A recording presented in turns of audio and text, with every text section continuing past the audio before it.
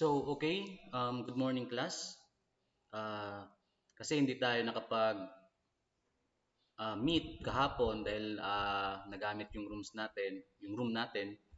So, I decided na mag-prepare na lang ng recorded lecture para hindi naman kayo malate sa discussion natin. So, we are now on the chapter 4, which is the topic that we are going to discuss is about the essentials of handwriting identification. Now, in general concept, ano ba yung handwriting? Okay? Handwriting is a visible effect of bodily movement. When you say visible effect, ito yung output, yung outcomes na ginagawa ng ating katawan, especially yung arm extremities natin, which is ito yung responsible po sa pagsusulat. Okay? Visible effect of body movement, which is an almost unconscious expression of fixed muscular habit.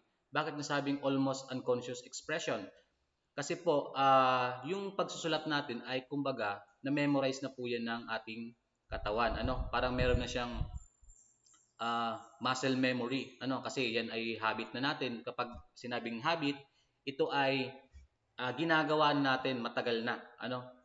Merong continuous and long process sa kapag tayo ay or kung paano tayo natuto magsulat. Nag-umpisa yan nung tayo ay um, nag-aral ng kinder, nung tayo ay 5 or 6 years old, di ba?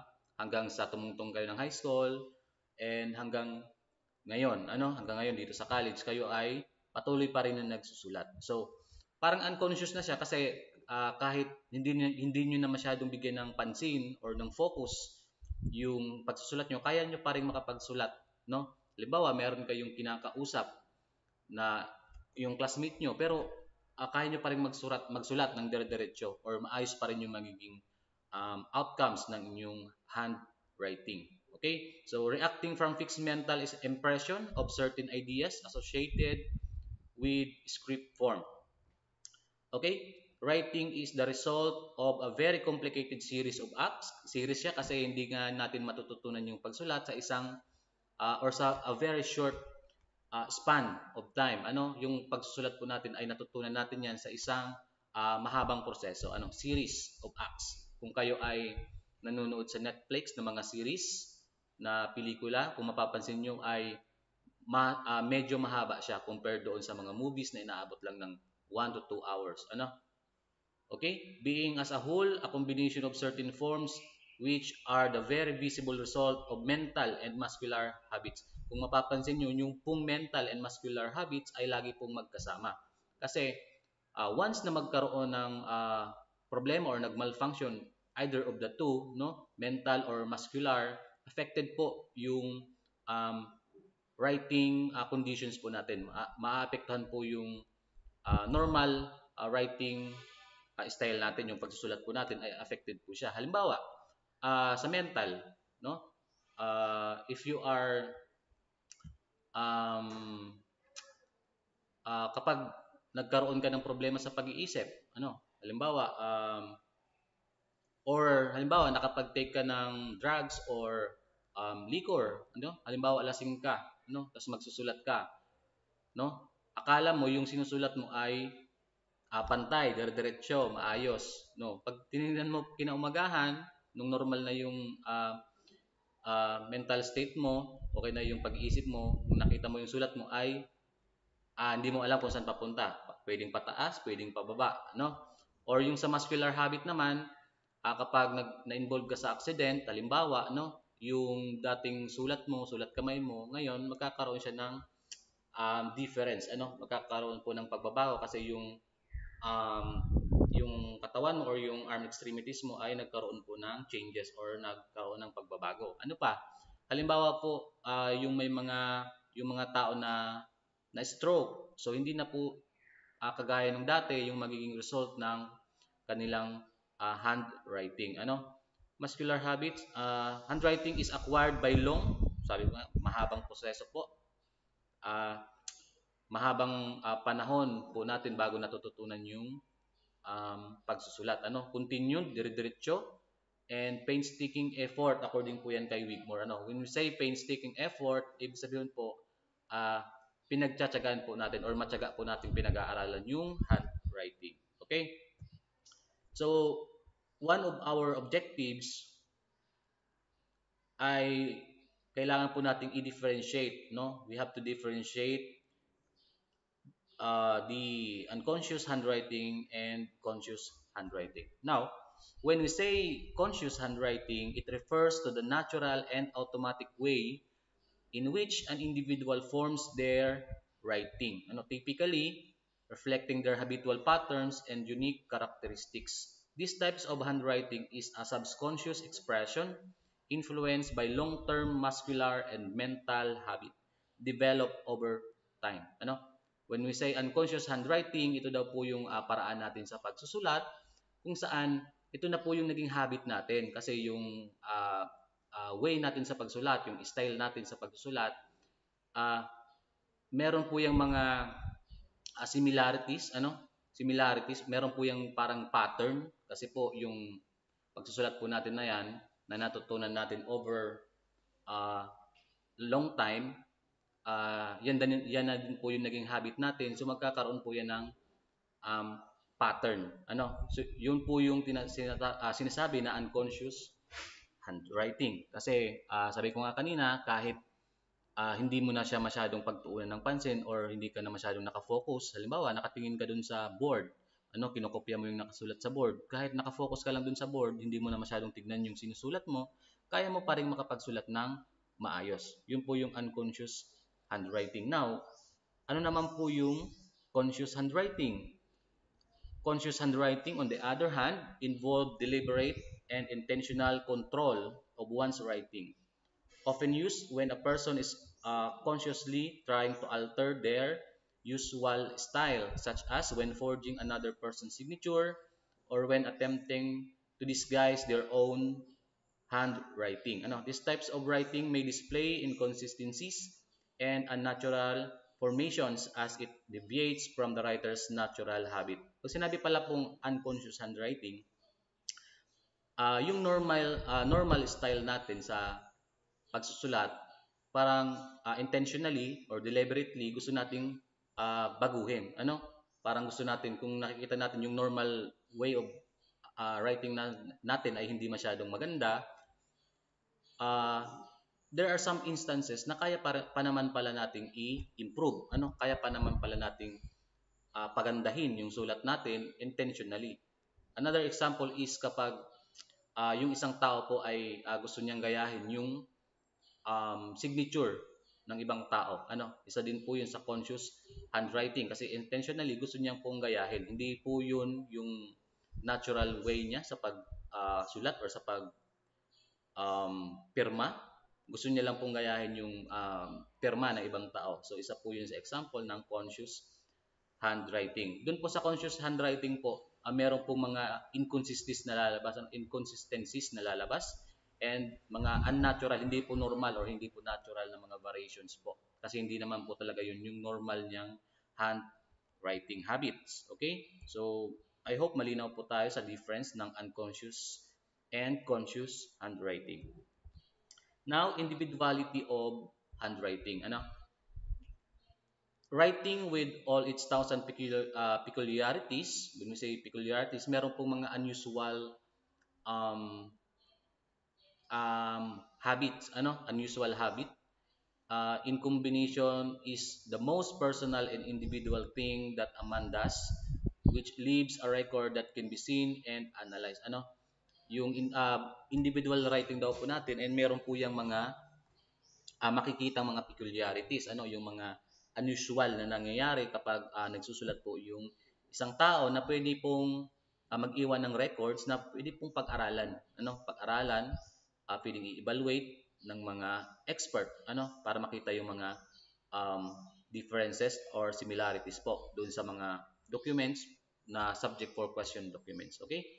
The particular style or system of penmanship learned at the early stage of writing, natututunan po natin yung ating system o penmanship, umpisa po nung tayo pa lang ay bata, at the early stage na yung pong style natin or yung paraan ng pagsulat natin, parang nagiging habit na po natin, meron po siyang impression na naitatatak sa utak natin na nakakaapekto po sa kasalukuyan, sa kasalukuyan ngayon, or yung mga style of writing mo po na natutunan nung at early stage, meron po yung effect, meron po yung magiging epekto sa mga darating na araw.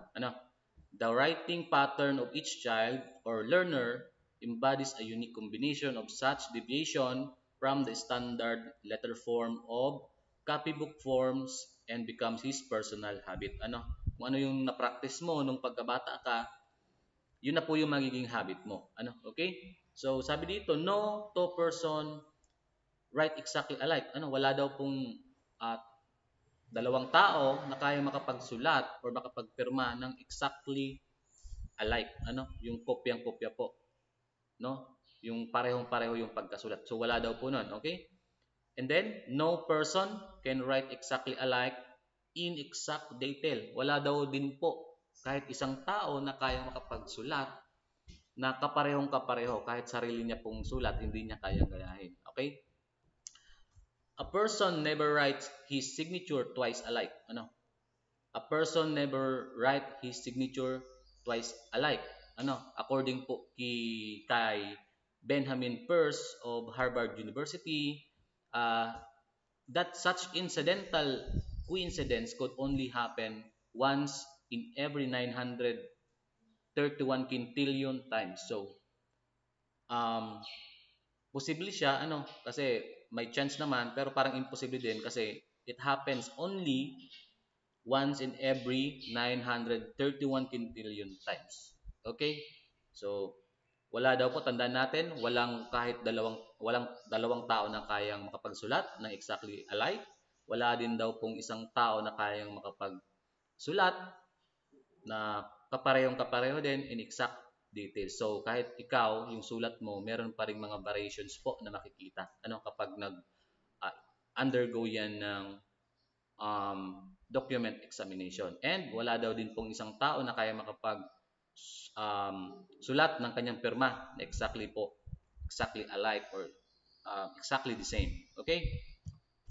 No person can produce an exact facsimile of his writing or signature upon two different occasions, regardless of his attempt and desire to do so, since many elements enter into the production of a difference.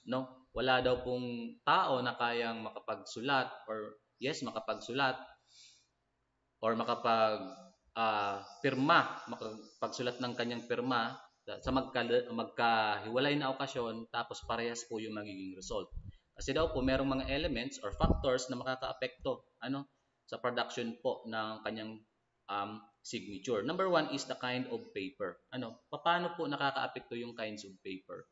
Halimbawa po, yung ginamit mo before na papel is halimbawa substance 16 yung ginamit mo na papel or na bond paper, kapag nagsulat ka po diyan, iba yung magiging output or yung result kapag ginamit mo naman po ay substance 20. Magkaiba po kasi yung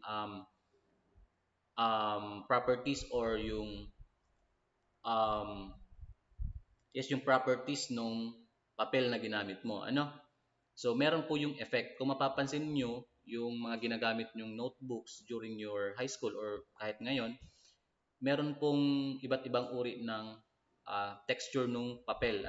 Merong mapapansin nyo, merong mga notebooks na parang pag nagsusulat po kayo ay parang maganda yung nagiging sulat nyo.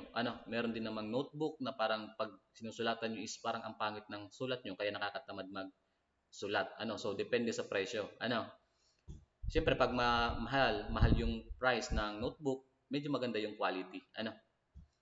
Next is the kind of ink or pencil. Depende din po, nakakaapekto din po nakakaapekto din po sa tawag yan, sa writing, sa production of handwriting, yung kind of ink.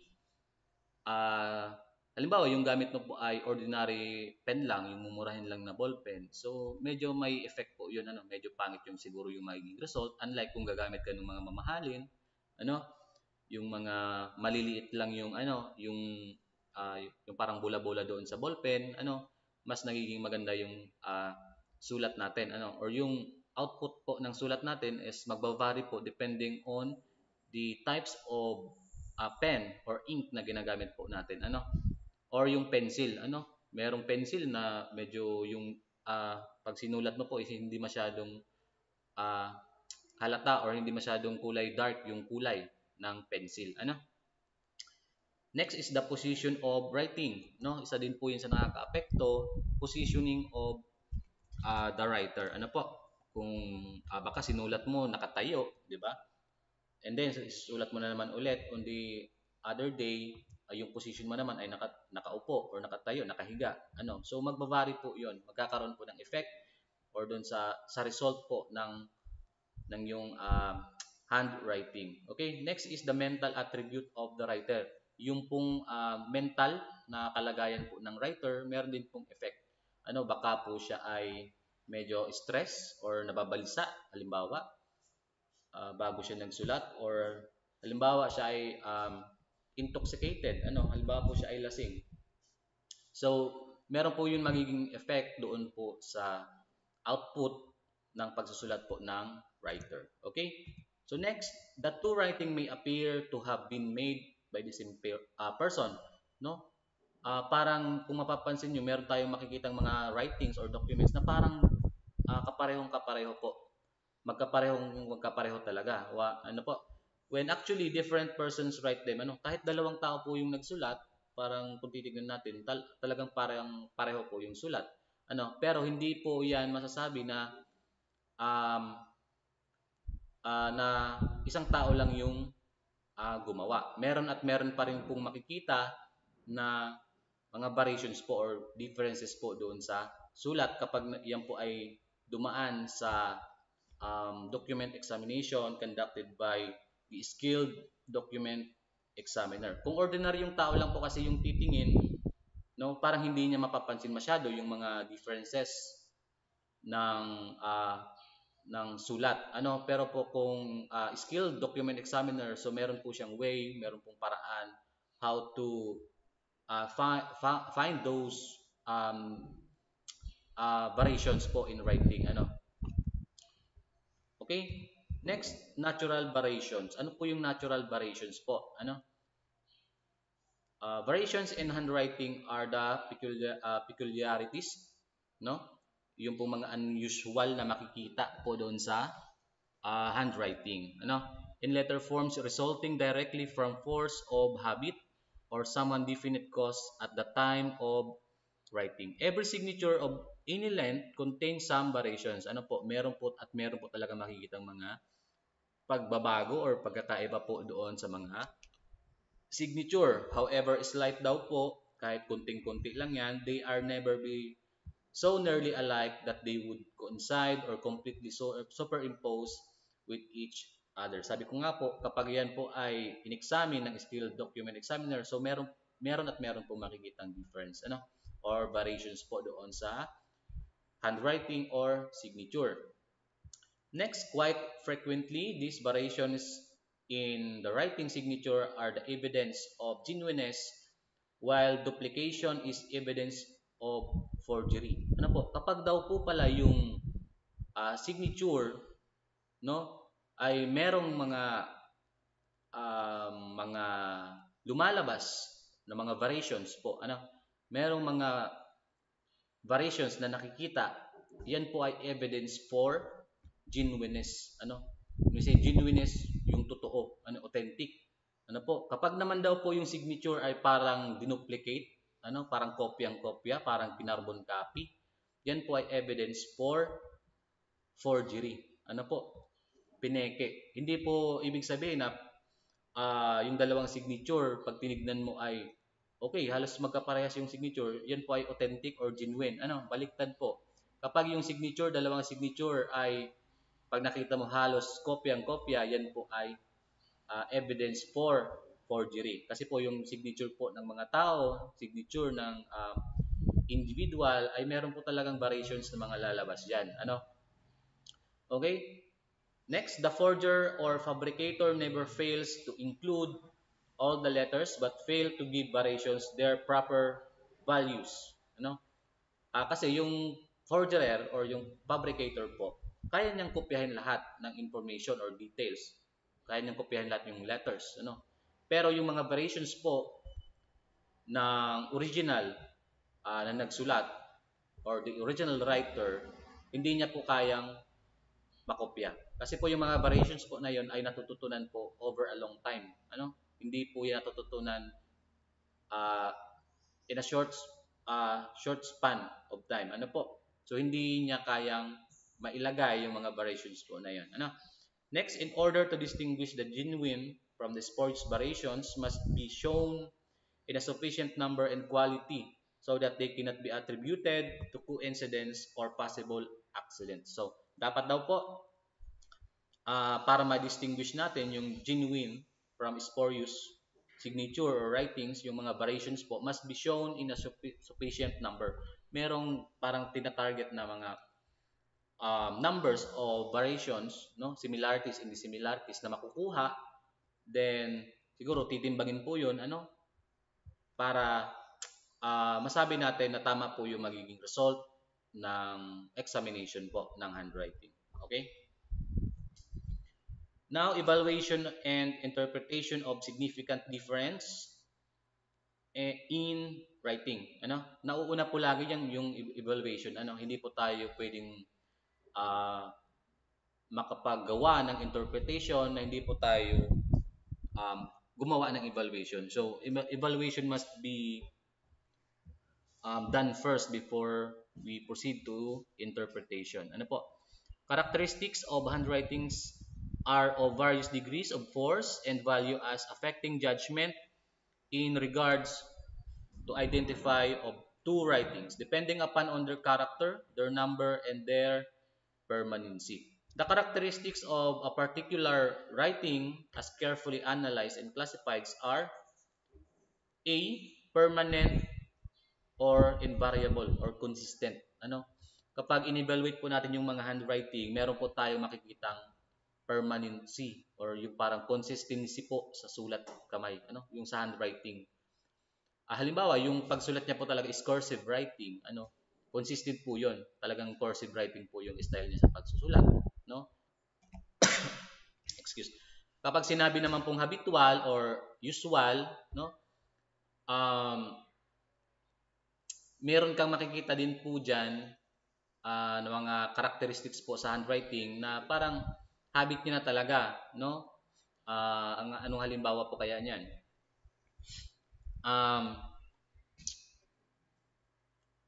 Yung bang minsan parang or yung style mo sa pagsulat ng letter, halimbawa yung letter A mo, di ba wala po tayong ano ngayon. Halimbawa yung letter A kasi nung iba din doon sa letter A na ginagamit. Di ba yung design or design ng letter ba yun or types ng letter, no? Small letters na A, di ba po magkakaiba-iba? Pero pag ganun, yung, at meron din naman yung parang pabaliktad, di ba?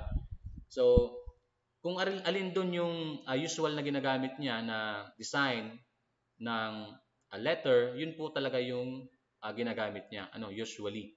No, kapag sinabi naman po occasionally, halimbawa, lumalabas po 'yan occasionally, halimbawa po, minsan kung mapapansin po doon sa writing habit niya, yung tinatawag natin na pen leaf, no? Every at the end of his writing po, kapag natatapos niya yung isang sentence, saka lang po niya inaangat yung kamay niya, ano? Kumbaga, yung iaangat niya lang yung kamay niya kapag natapos niya na yung isang sentence, but occasionally there are times na kahit hindi pa tapos yung isang sentence na isulat, nagkakaroon po ng pen leaf, ano, occasionally, kasi baka merong nangyaring interruption, baka may kumausap sa kanya, nabahing, ano, So there are occasionally may makikitang pagbabago po doon sa writing habits ng isang tao or individual. Ano po? Exceptional or rare, ano, yung bihirang-bihira pong mangyari, and accidental. Halimbawa po natabig yung mesa na napapatungan mo ng notebook habang nagsusulat. So magkakaroon po yan ng parang uh, changes doon sa sinusulat mo, ano, accidentally, no? Or natabig yung kamay mo. So magkakaroon po yan ng effect doon sa sinusulat mo. Okay? As regard to difference, meron po tayong two kinds of difference. Ano? Yung lucid difference and elusive difference. Ano? So now, ano po ba yung lucid difference? Kapag sinabing lucid differences are those markedly of distinct in quality or character of writing. Ano? They are obvious change. Among other things, they include differences in letter design and construction, dimension, and slant. Ano? Ito po yung mga obvious, ano? Mga obvious na makikita po natin sa style of writing ng individual. Ano, pwede pong yung letter design niya is iba compare doon sa natural lang na pagsulat, 'di ba? Natural lang na letter alphabet. Ano? Iba po. 'Yun po yung kanyang mga yun po yung mga makikita natin na obvious changes po doon sa writing ng isang tao. Dimension and slant, yung slant po, yung patagilid, ano, yung pagsulat niya po is patagilid, pwedeng patagilid galing sa kaliwa or yung patagilid naman puntang kanan. Ano po, yun yung different types of slant na tinatawag natin. Lucid difference is also called disparities. Ano po? Disparity is more pronounced. Ano? More pronounced. Ibig sabihin po, mas parang mabilis po nating mapapansin. Ano? Yung mga difference po doon sa uh, writing style po ng isang writer. So when we say elusive difference, this is the opposite po of lucid difference. Ano kung sa lucid difference more pronounced, dito naman po sa elusive difference is less pronounced. Ano hindi po masyadong mapapansin, hindi po kaagad mahahalata kung hindi po siya dadaan sa careful examination or analysis po, no, ng writing. Okay? So elusive difference is also called divergence. They occur or seen more with regards to the elements of execution. Ano po? Doon sa execution po or sa pagsusulat. Doon po kadalasan mapapansin ano kung paano yung diin, halimbawa po yung diin ng pagsulat, ano po yung bilis, kung paano sinusulat. So yun po yung sa elusive difference. Hindi po siya kaagad-agad or hindi po siya madaling makikita. Ano? Several factors that should be overlooked over evaluating differences since they may be due to causes affecting elements of execution. So meron pong mga na-overlook minsan sa pagkakandak po or sa evaluation ng differences of the handwriting. Number one is due to condition or external function, factors rather. Pag sinabi po natin condition or external factors, ibig sabihin ito po yung mga factors wherein the writer has no control of it. Ano po, wala pong control yung writer kasi nga po yan ay external. Halimbawa po, yung lakas ng hangin, di ba? Sobrang mahangin, so affected, nagugulo yung papel mo, ano, nagugulo yung pagsulat mo. Or halimbawa, lumilindol, bumabagyo, malakas yung ulan, di ba po? Or yung mga tao na nasa paligid, ano, nasa paligid, classmate mo, no? Those are the factors that may affect, no? May affect your writing, ano? Number two, due to internal factors such as age, no? Ito naman po yung mga factors na nasa writer po mismo. Halimbawa, yung edad, 'di ba po? Iba yung output ng writing mo before kapag nung bata ka pa, malakas ka pa, kapag tumanda ka na, ano? Kasi kapag tumatanda na, humihina na din yung katawan ng isang tao, nahihirapan na din igalaw yung kamay, halimbawa. So magkakaroon po ng um, a difference doon po sa writing style, ano, or writing habit po ng isang tao. Illness, kapag nagkasakit, ano, halimbawa meron ng hindi na masyadong makagalaw yung katawan, na stroke, di ba, half stroke, no? So yun po, drugs, kapag intoxicated po yung tao, lasing, ano? So, meron po yan mga nagiging effect doon sa uh, output ng handwriting or signature, di ba? Number three is due to some attempt to disguise or deliberately alter normal writing habits. Ano? Intentionally po, gusto niyang itago yung normal handwriting habit niya po. Ano? So, ito daw po yung mga elements na minsan na-overlook po ng during evaluating during evaluation process po ng handwriting. Okay? So phases of handwriting examination or identification.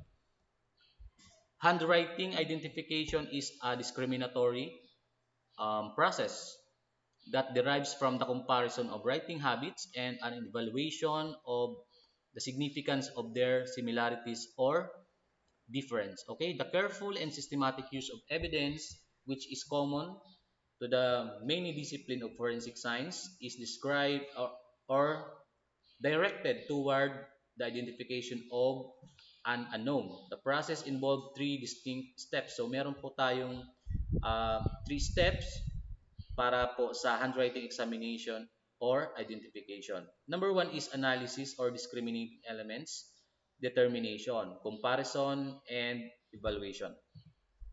Analysis and discriminating elements, no? Pag sinabi po natin discriminating elements, ito po yung mga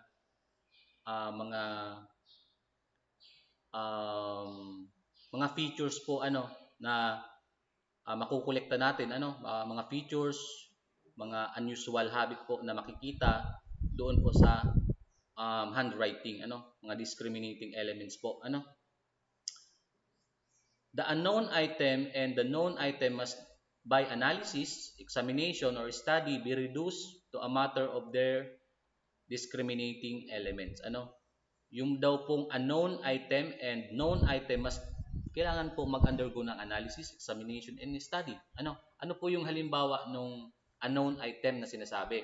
Halimbawa, hawak-hawak ko po ngayon yung allegedly forged signature na sinasabi, na peke daw yung perma na yon. Isang dokumento merong peke daw na perma.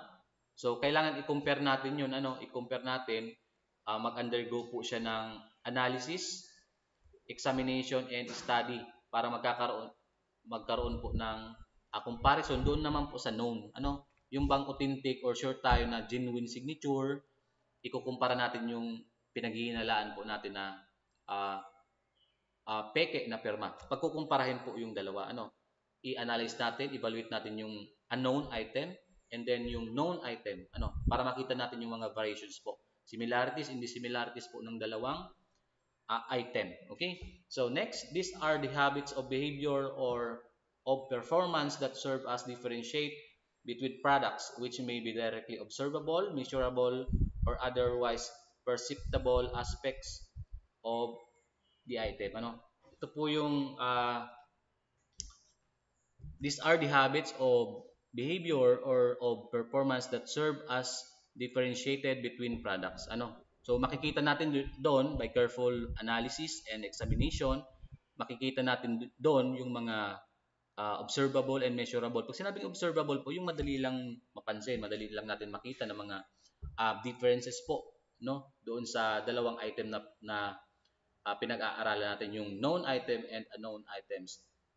Measurable, measurable by meron po tayong mga ginagamit sa document examination, yung halimbawa yung ruler, basic tools or equipment po na ginagamit natin, or yung caliper, kaya niyang i-measure yung mga sizes of the letters, otherwise perceptible aspects of the item, same lang po.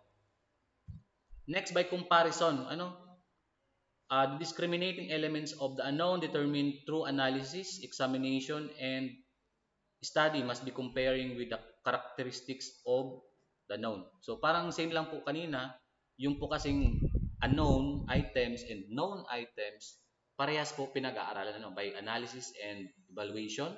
E dito naman po magkakaroon po ng comparison. Yung unknown item, ikukumpara po natin doon sa known item. meron po tayong makikita dyan ng mga differences sa dalawang item na yan. The task of comparison, however, is more complex than it may seem to be. No? Any matter must be compared with like matters, apple with apples, orange with orange, so to speak. No? Sa comparison daw po, medyo mas complex or mas mabusisi yung proseso. Kailangan natin kasi i-compare. Sabi nga dito, compared with like matters, apple with apples, orange with orange. Parang yung letter A sa letter A, B sa letter B, C sa letter C. Parang ganun po yung uh, context sa comparison. In handwriting examination, this means that discriminating elements, these are elements that are not only covertly similar in form or design but rendered under similar circumstances. Handwriting execution are subject to change under the influence of different writing circumstances and condition. Moreover, any discriminating elements of handwriting may be influenced by the particular letter design or character surrounding it. Next is the evaluation. Ano po ba ang nangyayari sa evaluation? Similarities or dissimilarities is discriminating elements will each have a certain value for discrimination purposes determined by their cause, independence, or likelihood of occurrence. Yun lang naman po yung kinukuha doon sa evaluation. Similarities po. Both item, yung known and unknown items, kinukuha yung similarities and dissimilarities. And then, i-weigh nila or pag titimbangin nila yung enough numbers of similarities and dissimilarities ng both items, then they will come up to their conclusion or interpretation po doon sa ginawa nilang examination. The way or significance of the similarity or difference of each element must be then be considered an explanation and the explanations for the proposed. So kailangan nilang gumawa ng explanation after nilang matimbang yung similarities and dissimilarities. They have to do an explanation. Bakit ba sila bakit ba ganun yung naging result ng examination na ginawa nila, no? Bakit ba ganun yung interpretation na ginawa nilang examination? Next, classification of writing characteristics. Meron pong dalawang classification yung handwriting or writing characteristics. Number one is the class characteristics. When we say class characteristics, ito po yung mga characteristics na makikita po natin sa group. Yun po, halimbawa po, dito meron pong 3 individual na member of specific group, na wherein meron sila doon mga training na ginagawa in terms of writings. So, doon po sa tatlong tao na yon na kasali sa group or organization, meron po tayong makikita doon na mga characteristics which is common po doon sa tatlo. Common po.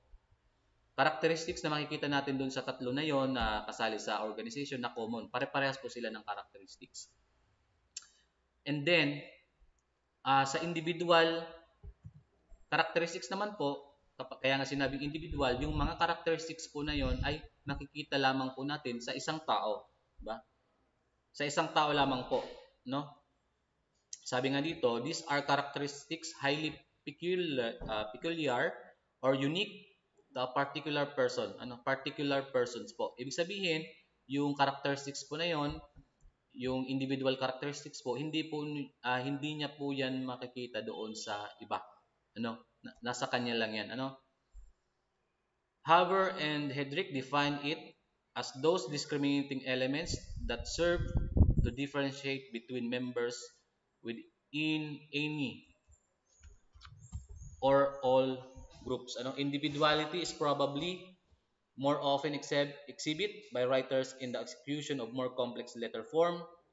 Some letter forms or some letters of our alphabet require complex movement of the pen that many writers find somewhat difficult to execute. So anong ginagawa nila kapag napansin nila or feeling nila hindi nila magaya yung letter alphabet natin?